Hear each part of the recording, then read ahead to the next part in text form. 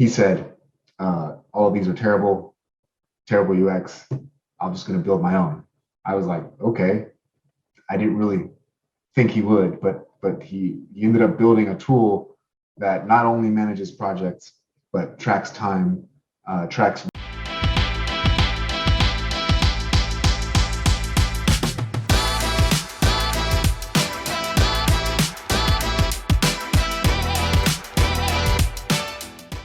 This is the Real Construction Owners Podcast. What's up, everyone? Justin Ledford here. I'm the host of Real Construction Owners Podcast, where we interview real owners of multi-million-dollar construction companies so you can go from being stressed out as an operator to becoming a real owner who achieves healthy profit margins and a thriving business without having to figure it all out by yourself. Today, we have a special guest named Christopher Clifton, owner of Okkem Design. His engineering company helps contractors by creating designs and helping bring their ideas to life. From planning to architecture to structural engineering. If you listen all the way to the end, you'll get to hear how he helps contractors put out fires and avoid penalties and fees when they have their designs done properly. Let's go. What's up, Christopher? How you doing today? How are you doing, Justin? I'm doing pretty well. Man, I'm truly blessed and highly favored. Thanks for being on the podcast today, where we interview real construction owners and anybody in that service base who serve construction owners. Talk to us about Okkem Design. Actually, before you do that, tell us your story, your history. What did you do before you got into design and architecture and those types of services before you got into that? Yeah, so I kind of took a very long route through college. Did a couple years at Baylor. You like to have fun. Like to have fun. Absolutely. I did a couple of years at Baylor, then took like a hiatus and started working in Houston for a steel fabricator. And just kind of during that break from school, taught myself AutoCAD, taught myself how to read construction drawings, and not by choice, just because I needed the money. When I went back to school, I decided engineering was probably a good route for me. Finished out my school in Houston, went to work for a metal building company, like those big kind of steel boxes that people erect in like 2 or 3 days. Did that for a little bit. I sold pumps for a little bit, like water pumps for a Danish company called Grundfos, a pretty large company. And then I did what I would call like ultra high-end luxury homes for a company in Austin. And then a little bit of curtain wall design. I did like those big glass storefronts that you see on large buildings. So I kind of jumped around a lot until I got my engineering license. And then once I did that, my buddy had just finished a project with a law firm. He's a software developer, and he was looking for his next project. We were just kind of having a drink at my house, and I said, "Hey, you want to start a design firm?" And he was like, "Sure, let's do it." And we did. So it was just me. I was a one-man show with him, kind of developing software around me, and we grew into what is now an 11-person firm. Here we are. That's awesome. And what exactly do you do? The firm itself, I like to say we help people build stuff. Primarily what that looks like is, hey, I want to expand my house. I want to build a new house. I want to build an ADU, and we essentially help people conceptualize and kind of put on paper what it is that they're looking for, so that they can get that priced out, so that they can get that built. That's actually how I met you. I have a renovation here in Austin, and I was looking for a good designer. You were referred highly, and you have to have plans and specs in order to go to the city. You can't get things approved without those types of plans. Absolutely. Even without the city, you need something to agree to, right? You need something to tell the contractor, hey, I'm going to pay you this much money to build this. Right. So what is it that you love about what you do? What I primarily really, really like is designing people's spaces. I've always had a knack for geometry. So to me, the idea of solving the geometric puzzle of, hey, what's the most efficient way to accomplish these things, right? This flow, this layout. What's the most efficient way to add a master suite to this house? Like that for some reason just really, I love sitting down and getting lost in a floor plan and going through iterations until I find like the perfect solution. It's funny you say that because we as contractors, we try to do everything ourselves. And I can tell you firsthand experience, we get a flip. We're like, oh, who needs permits? Who needs to get measurements and design? And then you go and you buy this cabinet or this vanity and you can't even fit it through the door, or you can't even, it doesn't fit in this new renovated bathroom. You're like, oh my God, there's $1,000 just wasted. And that money, those decisions are really expensive in the moment, right? They're really cheap to make, early on a piece of software and just move cabinets around, virtually. But once you're swinging hammers, everything gets really expensive. For sure. What would you say as a business owner? Because we interview business owners and we're always looking to improve our processes. The listeners, they're listening, they're seeing if they can take away, anything for their business, or maybe even do business with you. But we are all in this together. And as a business owner, as an entrepreneur, where would you say is your challenge or your hole that needs to be filled in order for your business to grow? You're talking about in terms of like staffing or? Yeah, staffing, or, what's next for you? Like, I know in my business, there's a few things I have to do in order to get it to where I want it to go. So for me, I think I recently had a kid. My wife just gave birth to our daughter about a month and a half. Congrats. And it was a really important transition. I'm really glad it happened when it did, because it forced me to step out of the day-to-day. So I was very much so in the technician mindset for my business. Client would give me a project. I would be very involved with almost every decision on it because I wanted it to be done a particular way, and I wanted the problems to be solved a particular way, and I wanted the solutions to meet a certain threshold of elegance. And so it was really filling up my day to a point where I couldn't really make any high level decisions, or I couldn't work on the things like institutional knowledge or drawing standards, or like the things that you need in order to really help your team kind of act in unison and deliver a product that is consistent. So having the daughter forced me to hand over all my projects. I was like, hey guys, I need to cut my workload in half. And it really helped, number one, to make me see that my team can handle it, and that clients are still happy. And so I'm continuing that journey, I think, is kind of what I need right now, and finding the right people to sort of fill that previous role. Yeah, absolutely. In every business, you have an entrepreneur, you have an artist, and you have an operator. And most business owners fail and get stuck in doing the work instead of working on the business. It sounds like you were focused on being the operator, but since you had this child, you now have to be the entrepreneur and fill those roles, create the processes, so therefore your business can scale. Yes. And so I'm in the process of kind of figuring out what those entrepreneurial tasks are right now. But it's been nice to kind of be absolved of the workload so that I can start to think in that way. Nice.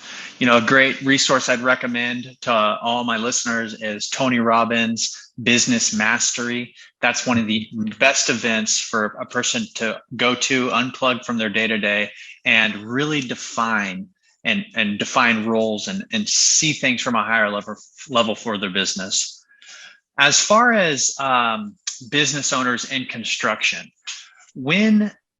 can you tell us a story of when somebody didn't use your services and it put them in a bind and they got stuck in some red tape, or just a story that's interesting how you do what you do and it benefits contractors? So I think a lot of our business comes from the fact that we sort of make ourselves as available as possible, easy to communicate, easy to get a hold of. And so inevitably, there's a lot of contractors that call me when they're in a bind. They have a set of drawings, they have a client who's asking too many questions, and they got a neighbor called the city on them, and now they have to go pull permits retroactively. So we have a reputation of coming in and trying to rescue those projects in whatever ways we can. Nice. That's important, because as a business owner in construction, you have to hire the right people. And especially if you're dealing with historic areas, or if you're dealing with, you're in the inner cities, you have to pull these permits. You have to have the drawings, because if you don't, you can get shut down. I've never been shut down, but I've heard horror stories of people getting fined and their business gets shut down. Their project goes to a halting stop. Knock on wood. I hope that never happens. And then sometimes that's easy to remedy. Sometimes it's very difficult. Sometimes you have to convince someone to step in and certify all the work that you've done. And if you've already poured concrete, if you've already built these walls, I'm going to be very hesitant to step in and say, oh yeah, this was done correctly. I'm going to need to uncover some of it and see what you did, unless you have really, really good documentation. Nice. So you do drawings, anything from home renovation projects to additional units in the backyard, to what all types of drawings do you guys do? The design, there's two components to our firm. We do the design, the architecture side, the aesthetics of it, layout, geometry, that sort of thing. And then there's the engineering side. So on the design side, we primarily focused on residential. It's kind of our bread and butter. On the engineering side, we do both residential and commercial. Okay. And you've been seeing, now that Austin's booming, I'm sure your business has spiked since this boom. It was the floodgates were very much open there for a few months in the beginning of 2022 and pretty much all of 2021. What would you say, being at your position, what is your role in your company now? I'm definitely the salesperson for the design side. And I kind of take projects through that conceptualization phase. So I in a weird way, so I'm the principal engineer, but I'm also sort of acting as the principal on the design side.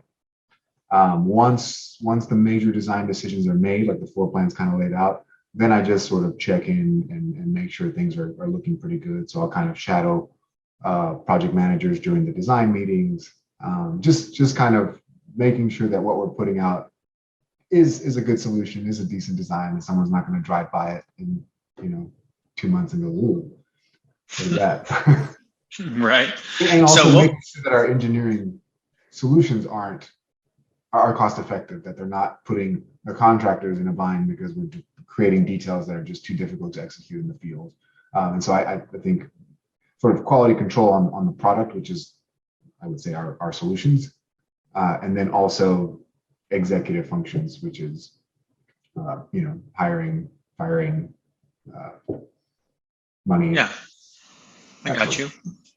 What would you say is the best process in your business that you're most proud of? Business partner is a software developer. When we first started the company, we looked at different project management software just to kind of keep track of what we were doing and kind of understand the profitability of the business. He said, all of these are terrible UX. I'm just going to build my own. I was like, okay. I didn't really think he would, but he ended up building a tool that not only manages projects, but tracks time, tracks real-time profitability. So we understand the profitability of every hour logged. It's a resource management and allocation tool. So we get a project, we map it out. We set certain tasks as ready tasks so that they can be worked on if something else displaces it. We have a very good system for kind of keeping the pipes running, if you will. And so I think the way that our business runs right now is probably one of the things I'm the proudest of. One of the things that I never expected that we would get right, That's impressive. You guys created your own CRM.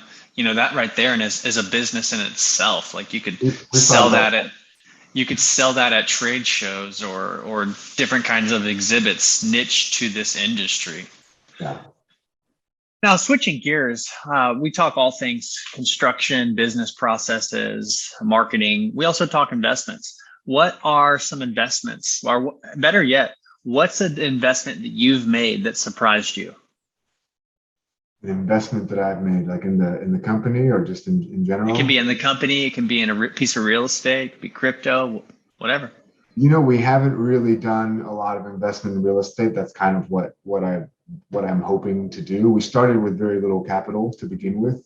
And so really just kind of reinvesting into the company, into computers, into an accountant, like that sort of thing was at the main focus of this. But in late 2019, I sort of discovered, kind of went down the rabbit hole of Bitcoin.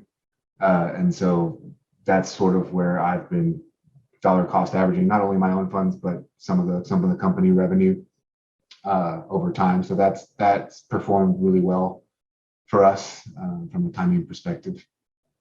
I mean, talk about Bitcoin. It's been foreshadowed for decades. If you watch Total Recall, that movie with Arnold Schwarzenegger, they didn't pay with cash or credit cards. They paid with some type of cryptocurrency.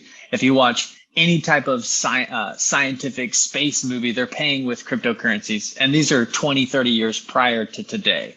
So back in the day, our grandparents, they would, when the credit cards came out, they were like, oh no, we're never going to use that. We just use cash. And then credit cards became the standard.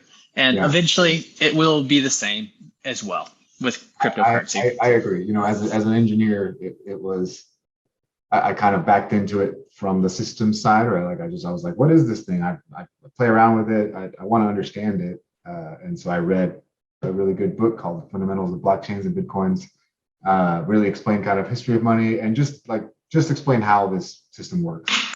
And that was my kind of light bulb moment where I was like, this is beautiful. Fundamentals of Blockchains and Bitcoins, I think, is the name of the book. I'll put that in the link below. Okay, very good. And what is it what was your big takeaway, and why? What did you see that made you say, hey, I'm going to invest some money into this? I kind of say that, like, my wife watched me get orange pilled live in a drive from South Carolina back to Austin, just listening to this book, because it was in the understanding of just the mechanisms that there was kind of an inevitability to it, where I was like, this seems pretty unstoppable in terms of a system, and therefore its final value can never really be zero, and therefore it sort of seems inevitable that I'm not the only one that's going to have this aha moment. And whatever that base layer of individuals who do kind of reach that point, as that continues to grow, there's always going to be an underlying demand for this. And if it's truly limited in supply, then I can't imagine a situation where it doesn't go up indefinitely, right? How fast that happens, who knows, right?